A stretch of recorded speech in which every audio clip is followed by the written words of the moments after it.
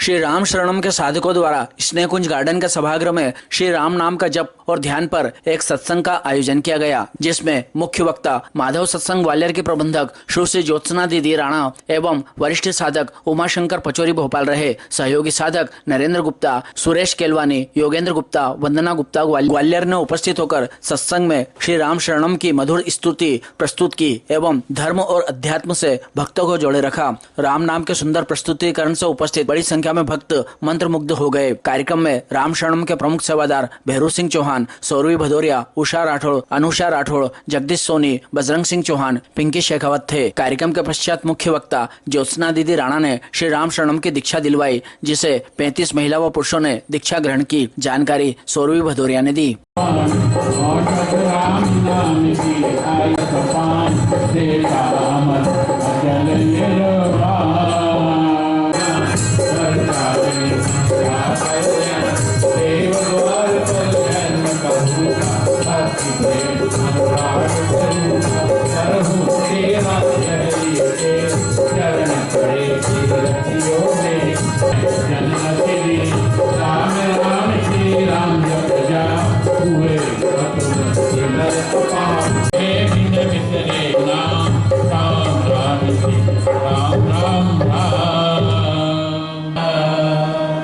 दान महासुख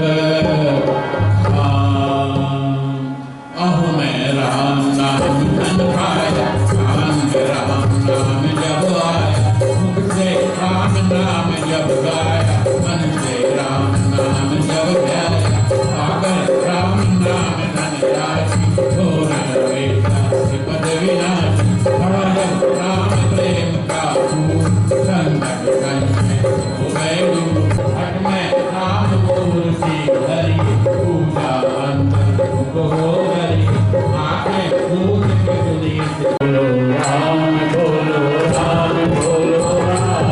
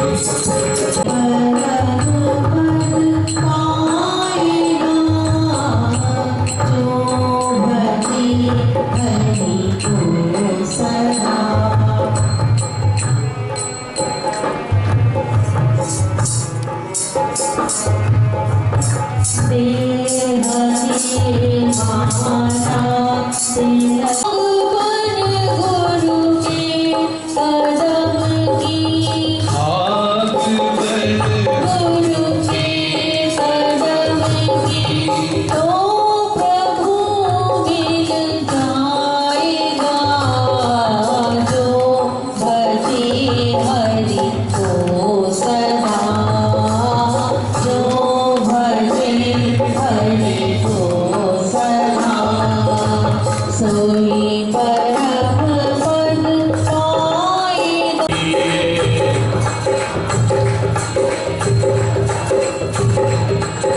राम राम कहिए सदा सुखी रहिए।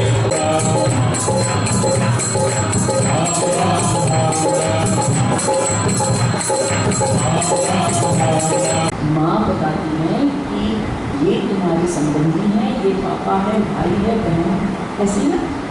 तो वो एक रिलेशन डेवलप हो जाता है, संबंध डेवलप हो जाता है। स्वामी जी महाराज की जो साधना पद्धति है, अभी जो भजन आपने सुना पर ब्रह्मानंद जी का और मीराबाई का,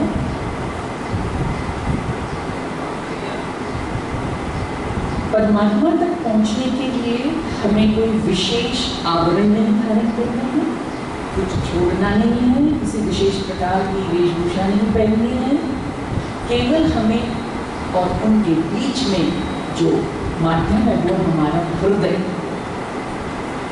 हृदय से तार जुड़ती है परमात्मा की, बाहर से नहीं। इसीलिए अगर तिलक लगा लिया है और हृदय में कपट है तो परमात्मा रिझेंगे नहीं। रिझाने की बात तो भीतर की है, क्योंकि उसको सर्व अंतर्यामी कहा है। अंतर्यामी हम सोचते हैं, मंदिरों में गए, मूर्ति के सामने बहुत श्रद्धा भाव भोग लगाया और प्रसाद ग्रहण किया और कृतार्थ हो जाते हैं, धन्य हो जाते हैं, कितनी भीड़ से परमात्मा के दर्शन हुए। और जैसे ही बाहर आते हैं, किसी ने आपकी चप्पल कहीं फेंक दी या कुछ धक्का लग गया किसी का, तो आप तुरंत उसको गुस्सा हो जाते हैं या उसको कुछ अपशब्द कह देते हैं, कंट्रोल नहीं कर पाते। तो क्या परमात्मा केवल वहां था? परमात्मा यहाँ नहीं देख रहा है आपको। बाहरी आवरण से ज्यादा भीतरी प्रक्रिया, अध्यात्म ही भीतर का। और लोग डरते हैं सत्संग में आने के लिए। बच्चों को कहते थे कि नहीं, तुम्हारा ये अभी समय नहीं है। आपको मालूम है उस बच्चे को कितने दिन जीवित रहना है? अभी तो प्लेन क्रैश हुआ ना, मालूम था किसी को, गंतव्य था, जाना कहीं और था, पहुंच नहीं पाए और उड़ते ही कहीं चले गए। छोटे छोटे, एक तो 6 महीने का। तो आप ये कैसे कह सकते हैं कि बेटा अभी समय नहीं आया, अभी सत्संग मत करो? सत्य का संग आपके भीतर वही सत्य लाता है जो बल देता है आत्मा को, लुढ़कने नहीं देता। निर्बल के बल राम, ये कोई बाहर से बल वाली चीज नहीं है। हम बच्चे को बचपन से खिलाते हैं कि इसको प्रोटीन जाना चाहिए, विटामिन जानी चाहिए, शरीर स्वस्थ होना। बचपन से क्यों करते हैं? जब बड़ा हो जाए तब पिलाए ना? नहीं, हमारी प्रोसेस बहुत यंग एज से शुरू हो जाती है।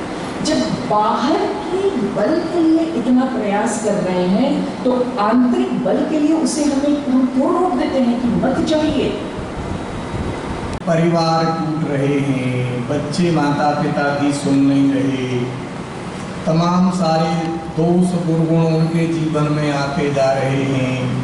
इन सब चीजों से कैसे मुक्त हुआ जा सकता है? अपने परिवार, अपने समाज, अपने राष्ट्र को कैसे श्रेष्ठ बनाया जा सकता है? संपूर्ण मानवता की कैसे सेवा की जा सकती है?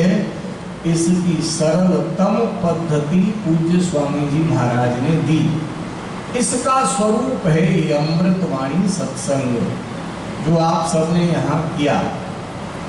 लगभग 1-1.25 घंटे में सत्संग की पूर्णता हो जाती है और इस पूर्णता के माध्यम से हम अपने जीवन को बहुत व्यवस्थित बना लेते हैं।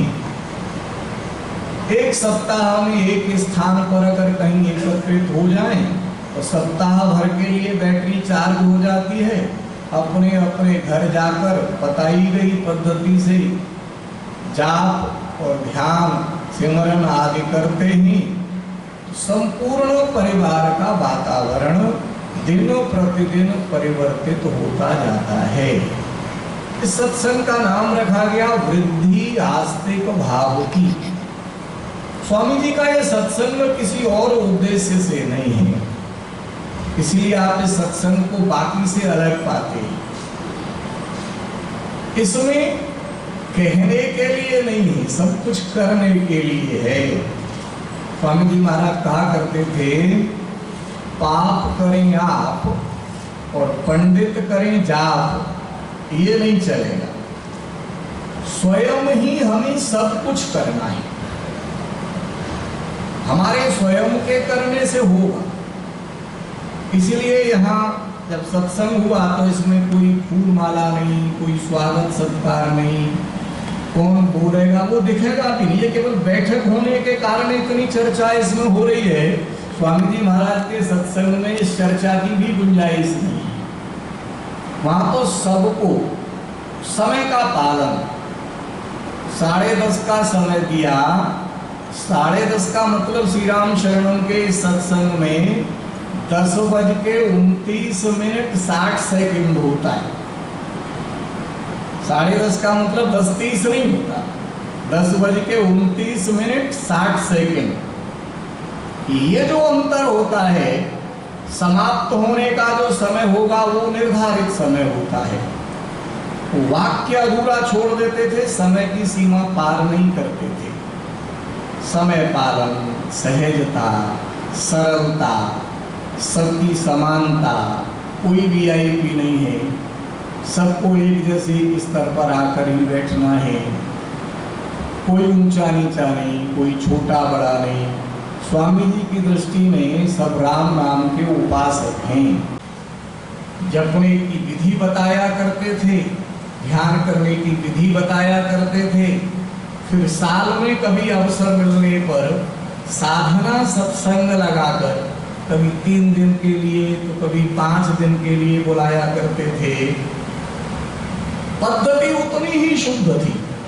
अपना भोजन, अपना भजन, एक नया पैसा भी आपको कभी गुरु दक्षिणा के रूप में नहीं देना, एक फूल भी कभी आपको गुरु दक्षिणा के रूप में नहीं देना।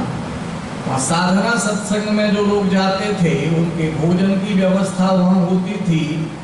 अंतिम दिन कितने लोग शामिल हुए, कितना कुल व्यय हुआ, कितने लोग शामिल हुए, उस संख्या से भाग दे दिया। प्रत्येक व्यक्ति अपना अपना व्यय वहां जमा करता है और अपने घर जाकर फिर अपनी साधना करता है। इतनी सहज सरल साधना पद्धति, इसको घर में बैठकर अपने सारे काम धाम करते हुए, मुख से राम, हाथ से काम। व्यापारी है तो दुकान चलाते चलाते, ग्राहक को सामान देते देते राम राम जपेगा। ग्राहक में उसको परमात्मा दिखेगा तो बेईमानी की आशंकाएं समाप्त हो जाएंगी। किसान है तो अपने पेड़ों को, अपने फसल को पानी देते देते राम राम जपेगा, उस फसल को उगाते उगाते उसकी साधना हो जाएगी। घर में रोटी बनाते बनाते गृहिणी राम राम जपते जपते रोटी बना रही है तो नाम जप भी पूरा हो जाएगा और रोटियां बनने का काम भी जैसा का तैसा पूरा हो जाएगा। आप जब हो, जहां हो, जैसे हो, माला आपके हाथ में ही, आप बढ़िया आराम से स्टेशन पर बैठे हो, गाड़ी 2 घंटे लेट है, बाकी लोग बुलाएंगे, आप परमात्मा का धन्यवाद करेंगे, वाह प्रभु क्या 2 घंटे जप करने का सुंदर अवसर दिया है। ये जो परिवर्तन होता है जीवन में, ये तभी होता है जिनके जीवन में 3 गुणे पुण्य आते हैं। इस नागदा की पवित्र भूमि में आज ये सुअवसर आया है। जन्मेजय द्वारा नाग यज्ञ किए जाने वाली भूमि है नागदा। इतनी श्रेष्ठ भूमि में, इतनी पवित्र भूमि में श्री राम शरणम का यह सत्संग यहाँ हुआ है। सत्संग के पश्चात इसी हॉल में नाम दीक्षा का कार्यक्रम रहेगा।